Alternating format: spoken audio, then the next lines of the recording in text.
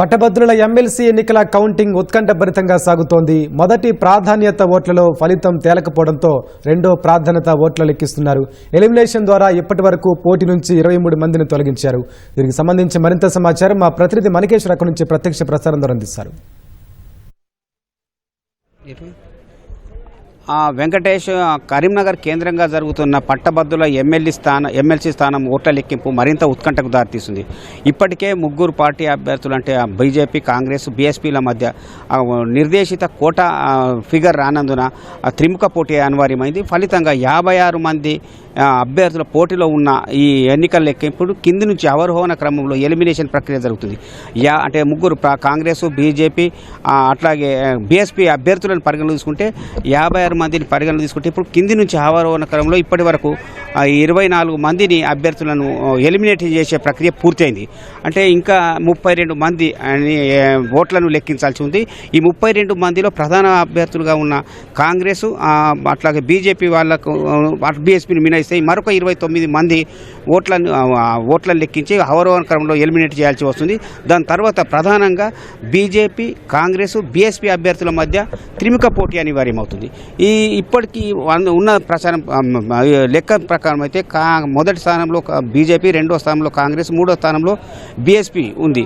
అంటే ఈ ఎలిమినేషన్ ప్రక్రియ మూడో స్థానానికి వచ్చేటప్పటికి బీఎస్పీ అభ్యర్థి ప్రసన్న హరికృష్ణన్ కూడా ఓట్లను రెండో ప్రాధాన్యత గుర్తించి ఎలిమినేషన్ ప్రక్రియను తొలగించడానికి అవకాశం కనిపిస్తుంది.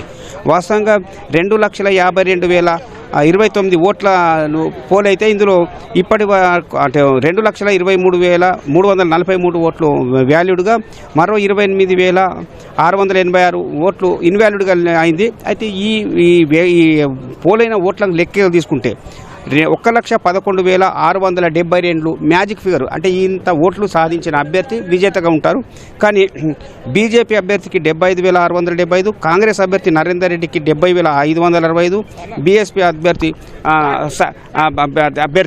హరికృష్ణకు 60,419 ఓట్లు వచ్చినాయి. అంటే దీంతో పాటు అంటే మూడో స్థానం బీఎస్పీ అభ్యర్థి కూడా మూడో స్థానంలో ఉన్నటువంటి అతను ఎలిమినేషన్ ప్రక్రియ కొనసాగుతుంది. ఇప్పుడు కౌంటింగ్ కేంద్రంకి వెళ్ళి కాంగ్రెస్ అభ్యర్థి నరేందర్ రెడ్డి వచ్చారు. సార్, ఎలిమినేషన్ ప్రక్రియ ఎలా సాగుతుంది? మీకు ఓట్ల సరళి ఎట్లా ఉన్నది? ఇప్పటికన్నా మీకన్నా ఒక 5,100 ఓట్ల పై ఆధిక్యంగా బీజేపీ అభ్యర్థి అంజిరెడ్డి ఉన్నట్టుంటారు. ఎట్లా ఉన్నది ఇప్పుడు మీ ఎలిమినేషన్ ప్రక్రియ? ఎలిమినేషన్ ప్రక్రియ చాలా చక్కగా జరుగుతుంది. ఇప్పటివరకు సుమారుగా 23 మంది ఎలిమినేషన్ జరిగింది. కాకపోతే వాళ్ళ ఓట్లన్నీ తక్కువ ఉన్నాయి. సుమారుగా అన్నీ కలిపితే ఒక 500 to 600 మ్యాక్సిమం. సో ఇప్పుడు కొత్తగా టేబుల్స్ పెంచి ఉన్నారు. మళ్ళీ ఏజెంట్లకు కొంచెం అవేర్నెస్ కల్పిస్తున్నాము. అట్లాగే వాళ్ళు కూడా ఆఫీసర్లకు కొంచెం అవేర్నెస్ కల్పిస్తున్నారు. ఆల్మోస్ట్ నేను అనుకుంటాను ఇంకా ఈ చిన్నవి ఉన్నాయన్నీ కూడా ఆల్మోస్ట్ నైట్ 8 వరకు కంప్లీట్ అయిపోతే మరి థర్డ్ క్యాండిడేట్ ఎలిమినేషన్ అనేది అది ఒక 60,000 ఓట్లు ఉన్నాయి కాబట్టి అది కొంచెం టైం పడుతుండొచ్చు. ఏదేమైనా అర్ధరాత్రి వరకు ఒక ఫలితం రావచ్చు. మరి నేనైతే ధీమాగా ఉన్నాను. ఖచ్చితంగా మరి సెకండ్ ప్రియారిటీ ఓట్లలో కాంగ్రెస్ అభ్యర్థి నరేందర్ రెడ్డి ఖచ్చితంగా మరి విన్ అయి వస్తాడని చెప్పేసి. ఇప్పుడు మీకంటే ఆయన 5,119 ఓట్ల ఆధిక్యంలో ఈ సెకండ్ ప్రైవేట్లో అంటే అంతకన్నా మీకు ఎక్కువ వస్తాయని అనుకుంటున్నాను.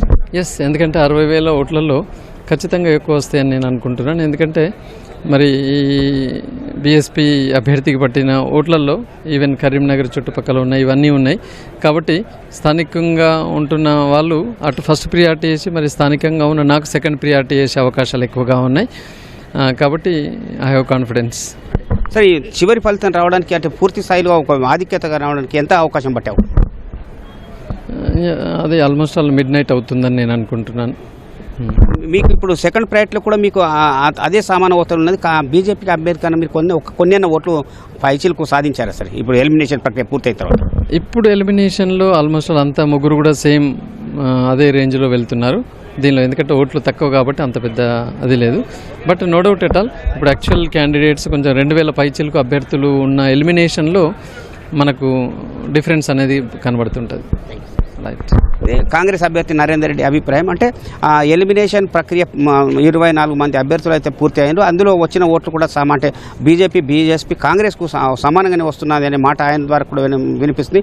ఇక ముగ్గురు మధ్యని పరిగణలోకి తీసుకుంటే బీఎస్పీ అభ్యర్థి ప్రసన్న హరికృష్ణన్ ఎలిమినేషన్ ప్రక్రియ పూర్తి అయితే కాంగ్రెస్ బీజేపీ మధ్య హోరాహోరీ పోటీ కొనసాగుతుంది. ఆ ప్రక్రియ పూర్తిగా ఉంటే అర్ధరాత్రి అయ్యే అవకాశం ఉందనే మాట కాంగ్రెస్ అభ్యర్థి నరేందర్ రెడ్డి నుంచి వినిపిస్తుంది. ఇది తాజాగా కరీంనగర్ కేంద్రంగా జరుగుతున్న పట్టభద్రుల ఎమ్మెల్సీ ఎన్నికల ఓట్ల తీరు. కెమెరామెన్ తిరుపతితో మణి, ఓటు హైదరాబాద్ స్టూడియో.